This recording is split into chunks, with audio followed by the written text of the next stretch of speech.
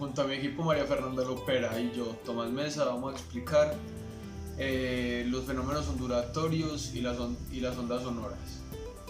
Bueno, vamos a empezar con las ondas sonoras, que básicamente son ondas provocadas por algún movimiento.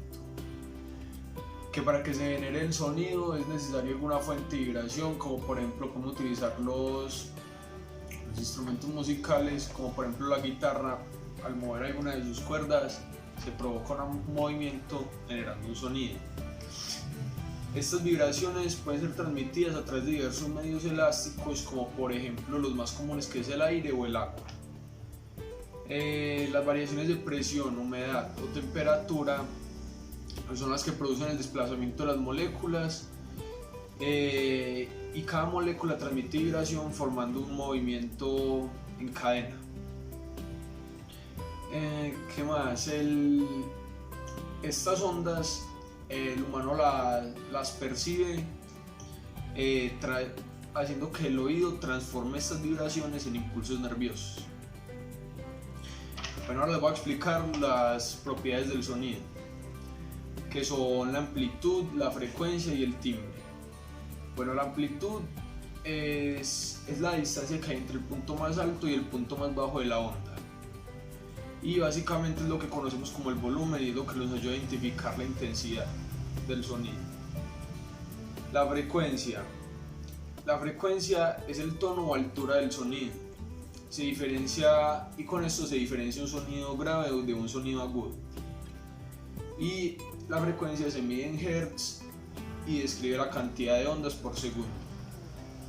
Y por último, el timbre es como el aspecto o la propiedad más difícil para estudiar a la ciencia, por lo que investigué, ya que es la diferencia que hay entre dos sonidos que tienen una misma frecuencia y una misma amplitud, pero que suenan de una diferente manera, como por ejemplo los instrumentos musicales, donde podemos ver que unos al tener la misma frecuencia y la misma amplitud tienen diferentes sonidos. Bueno, ahora les voy a mostrar un ejemplo de cómo se producen estas ondas sonoras, mostrándoles cómo con el roce de mi dedo, con el cristal, va a provocar vibraciones en la copa, haciendo que se provoquen sonidos y formando un movimiento en el agua.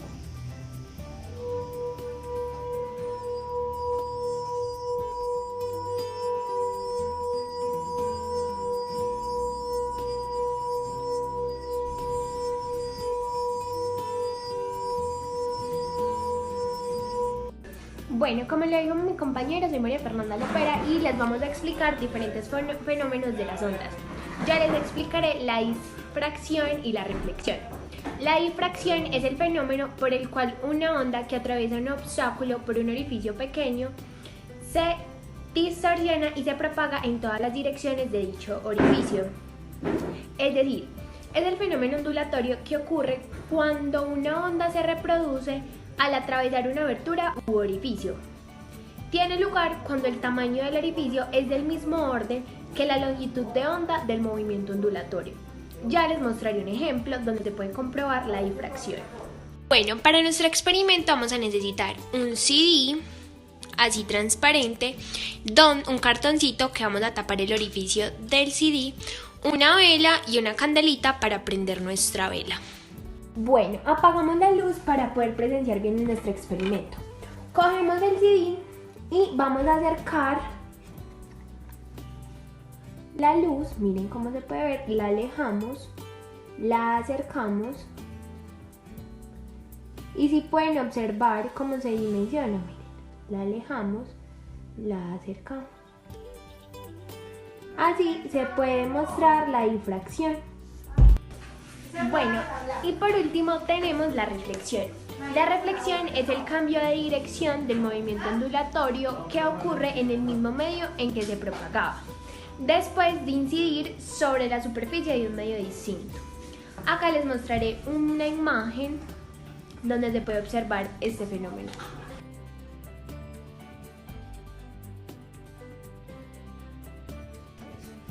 Bueno, ahora les voy a hablar de un fenómeno ondulatorio que es la refracción. La refracción es el cambio de dirección y velocidad que ocurre al pasar de un medio a otro. Entonces, por ejemplo, como les voy a mostrar ahora, vamos a utilizar el típico experimento de las flechas. Y como pueden ver, están en esa dirección y al pasar de medio, que es el agua, se va a ver en otra dirección. Y esto lo que hace es que la luz empieza a cambiar su dirección y por eso se ve las flechas en la dirección contraria. Para concluir, esperamos que hayan entendido los 3 conceptos abordados, que son difracción, reflexión y refracción, y por último la explicación de las ondas sonoras. Los experimentos son fáciles de hacer, son caseros y ahí se pueden mostrar cómo los fenómenos están en nuestra vida cotidiana. Muchísimas gracias, hasta luego.